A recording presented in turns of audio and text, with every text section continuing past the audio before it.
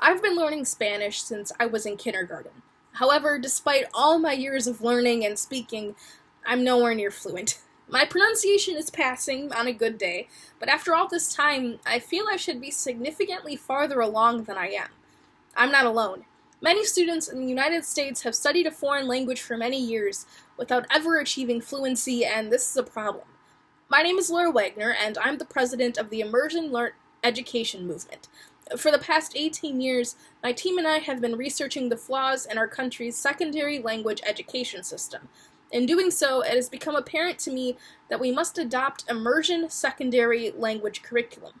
I will demonstrate as much by first looking at our current situation, then at what can be expected with immersion learning, and finally, the concerns it causes. First, let's examine the current state of our secondary language education and the problems within. Let's start with some comparisons. To quote the study, Foreign Language Teaching in U.S. Schools, Results of a National Survey, pupils in upper secondary education learn at least 2 foreign languages in countries like Belgium, France, Denmark, Netherlands, among many others. In the United States, there is no required secondary language studies.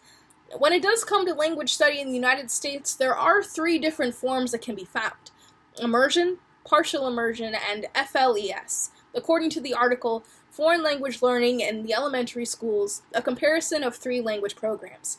FLES is the most common form, where the goal is to simply gain a level of speaking and listening skills and an awareness of the foreign language culture studied, taught in English. Where immersion and partial immersion are different is that they strive from a very young age to teach all of the school's curriculum in the immersive language. Essentially, the language is not taught as a subject, but used as a way to teach other subjects. Sadly, there are only 40 immersion schools in the United States that are capable of giving students a quality foreign language education, as Boston CouncilFrance.org noted. Many schools rely on the FLES method for educating students, which neglects them hearing the language spoken in contexts outside the language class alone. So what can be expected by implementing immersion learning? To quote Public School Review, immersion programs not only teach students a foreign language, it strengthens their understanding of their native language as well. Children are exposed to cultures they wouldn't encounter on a day-to-day basis, it opens their communications, and they score better on language tests, as the study done by Foreign Language Learning in Elementary Schools, a comparison of 3 language programs shows. Compared to students in partial immersion and FLES programs, immersion students scored higher in listening, speaking, reading, and writing. So, what is stopping us from implementing this program? One possible reason immersion schools aren't nationwide is due to some parental concerns. Some worry about their students juggling multiple languages at once, as well as the fear that they might not be able to separate their native language from the secondary.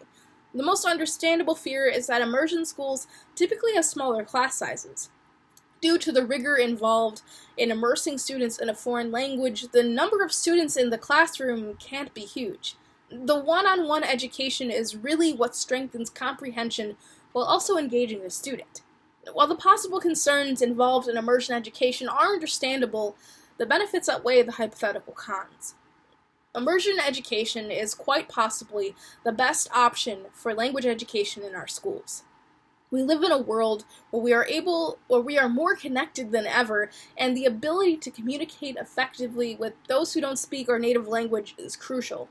Contact those in charge of your schools and your districts, and petition for changes to be made with language education. And, if possible, consider immersion schools for your children.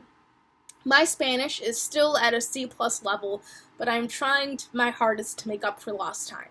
Language is a gift, and allowing our children the opportunity to fully harness its power is something we can't ignore. Thank you.